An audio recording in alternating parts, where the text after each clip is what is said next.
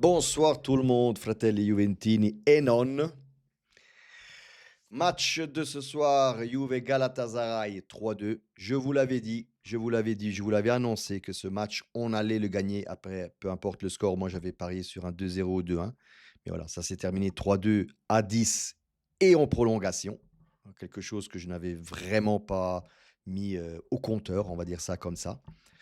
Mais voilà, je l'avais aussi dit que malgré la victoire, on ne passerait pas la qualif, tout simplement parce que pour moi, elle était compromise due au match aller. Mais avant de démarrer, comme toujours, abonnez-vous, likez, likez, likez et commentez ici en bas, comme d'habitude, les amis. Que dire de ce match? Fier de ma Juve. Franchement, je, je sais pas quoi vous dire. Quand on voit le match de samedi dernier face à Como et le match de ce soir face au Galatasaray, moi j'ai l'impression de ne pas voir les mêmes joueurs ou le même club ou le même 11. Je sais pas. Comment on peut mentalement switcher comme ça? Je n'arriverai toujours pas à comprendre. Alors qu'à Com, on est complètement passé attendez les amis, je vais quand même couper la vidéo ici. On est complètement passé à travers le match. On est rentré sans envie de jouer. Et là, on rentre complètement différemment dans le match. Heu, que dire de cette première mi-temps, les amis? Première mi-temps dominée par la Juve, même si les 10 premières minutes, elles étaient un peu, voilà, Galatasaray poussait énormément, hein. Très bon Perin qui a arrêté, 2 ou 3 balles, de Galatasaray, pas très dangereuses, mais quand même, il était là. Et puis, voilà, arrive le but, le péno surtout de Locatelli qui ouvre le score 1-0 avant la mi-temps, hein, en 38e, 37e minute, je ne me rappelle pas.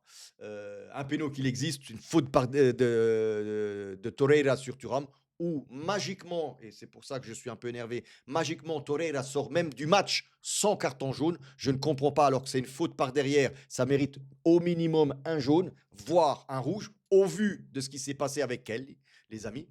Mais voilà, je ne sais toujours pas comment Torreira peut sortir de ce match-là sans se prendre un carton. Après, en live, on était en live avec mes abonnés. On dit oui, ils perdent du temps. Franchement, les amis, sur ça, je comptais sur ça, hein. Je comptais sur le Galatasaray qui allait perdre le temps c'est pas à eux de faire le match. Ils étaient 5-2 devant. C'était clair que c'était pas le Galatasaray qui allait faire le match. C'était surtout à la Juve de prouver quelque chose et d'attaquer et de faire le match. Ce qu'elle a fait, 1-0 à la mi-temps, je n'étais pas plus, comment je vais dire?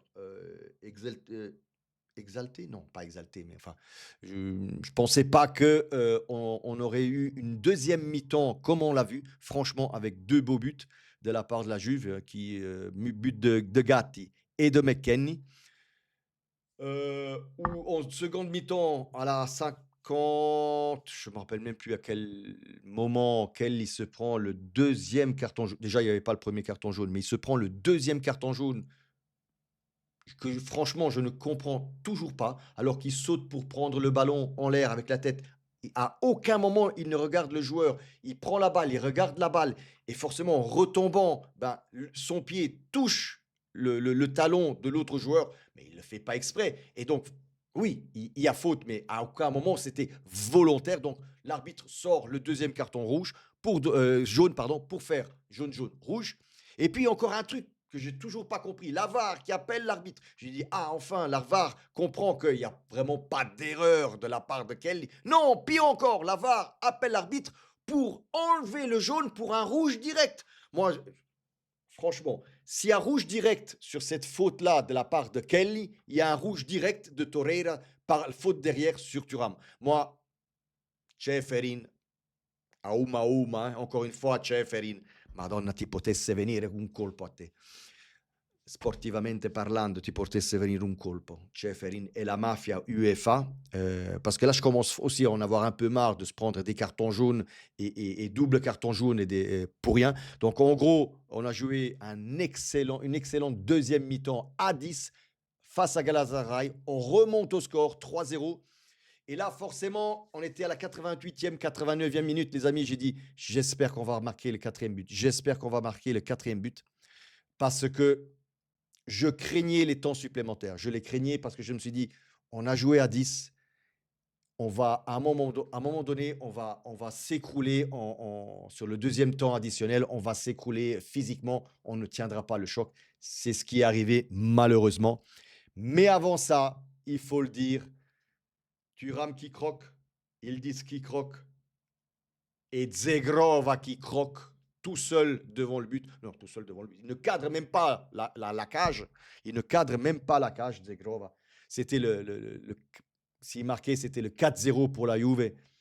Thuram, là aussi, où il essaie de lober le gardien, alors que pour moi, il doit mettre le ballon, enfin, il doit tirer au ras du sol, pareil comme Openda dimanche face à Como. Les amis, euh, voilà, là, Zegrova croque le 4-0, et à ce moment-là, c'est le tournant du match.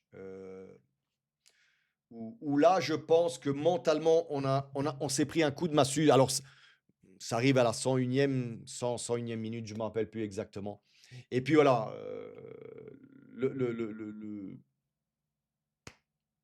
arrive ce qui doit arriver, hein, quand, comme je dis toujours, gol mancato, gol subito. On se prend le premier but de la part du Galatasaray, forcément, on est quasiment tous vers l'avant pour essayer de marquer ce but-là. Non, non, non, ça c'était le deuxième, pardon, désolé. Sur le premier but, erreur de Boga qui a. Et tout part d'une erreur de Boga là. Même si Boga, il est bien rentré, j'ai apprécié son attitude et comment il est rentré. Par contre, là, il fait une erreur parce que le ballon est en notre possession. Il a un appui facile en arrière vers Locatelli. Locatelli, juste une petite parenthèse, Locatelli. 9 sur 10 ce soir, il a tout fait. Il était partout, il a récupéré des ballons dans tous les sens. Franchement, ce soir, Locatelli, je pense que c'est le meilleur Locatelli ce soir. Il a fait un gros match, les amis. Vraiment un gros match.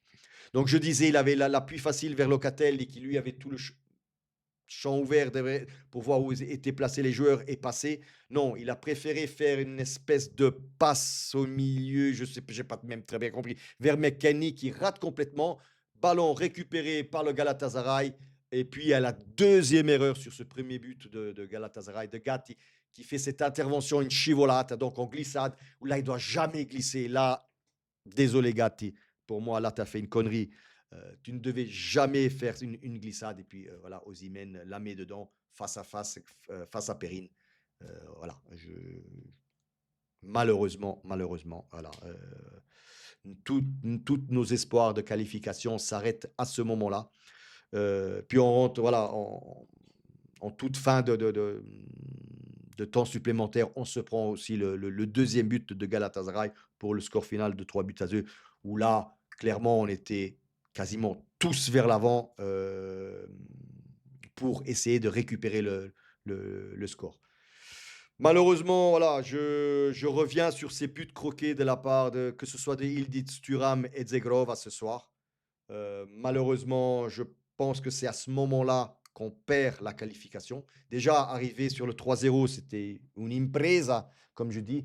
Mais non, Zegrova, tu peux pas. Encore une fois, je revois l'image. Tu peux pas croquer ce but. Impossible. Je pense qu'à ce moment-là, c'est McKennie qui te passe le ballon. Je pense que McKennie aurait dû tirer, c'était but tout simplement. Là, bref. Encore une fois, je le dis, ce n'est pas ce match-ci où on perd la qualification, mais c'est le match aller sur le 5-2. Alors c'est clair, on ne saura jamais, on ne saura jamais si on avait joué à 10, à 11 contre 11 là-haut et à 11 contre 11 au match aller, parce que on joue les deux matchs, on joue plus de 100 minutes, les amis, plus de 100 minutes à 10 contre 11 face au Galatasaray. Donc voilà, je ne peux rien dire à Spalletti, je ne peux rien dire à cette Juve, même si certains joueurs ne m'ont pas plu quand même ce soir, hein, notamment un Chico Conceição. Il dit oui et non, enfin, il y était, mais pas comme je l'espérais. Euh, donc voilà. Franchement, sur le 3-0, les amis, j'avais ces petites lueurs qui s'étaient, allumées, ces petites je dis: «Ouais, peut-être ça va quand même passer, mais il faut qu'on marque le 4-0 en dehors les 90 minutes, sinon ça ne suffira pas. Enfin, on explosera, dans les temps, additionnels» et c'est d'ailleurs, heu, ce qui s'est passé, les amis. Maintenant, est-ce que j'ai des regrets? Est-ce qu'il y a des regrets? Oui, les regrets du match aller, du 5-2 au match aller avec Di Gregorio dans les buts, où, malheureusement 2 ou 3 buts, c'est de sa faute, hein, vous avez vu ce soir Perrine, dans les cages, c'est une autre musique, hein, tout simplement. Maintenant, tête au championnat, ça va être compliqué face à la Roma, hein, mais on y reviendra plus tard, dimanche face à la Roma. On verra comment on y arrivera, que ce soit mentalement et physiquement. Ah, encore une fois, rejouer à 10. Donc on verra bien dimanche comment on arrivera à l'Olympico. Mais si on joue avec cette attitude-là, cette mentalité-là, je pense que ça peut le faire. Encore une fois, je le dis, face à la Roma, c'est encore un tournant de notre saison. Si on perd ce match-là, on peut dire au revoir à la prochaine Ligue des Champions. Si on le gagne, on rattrape ce petit train-train. Encore une petite chose, bravo l'Atalanta, 4-1 face. Je n'ai pas vu le match, hein. Je n'ai pas vu le match. J'ai juste vu qu'ils ont gagné 4 buts à 1. Donc, se sont qualifiés. Je l'avais dit dans ma vidéo de la journée où, je sais pas, j'avais ça dans les tripes, les amis, où je me disais, mais c'est peut-être l'Atalanta qui fera qui passera, qui se qualifiera face à Dortmund et la Juve et l'Inter seront éliminés. Et en gros, c'est ce qui s'est passé, les amis. Ecco ragazzi, come sempre, fino alla fine, forza Juve.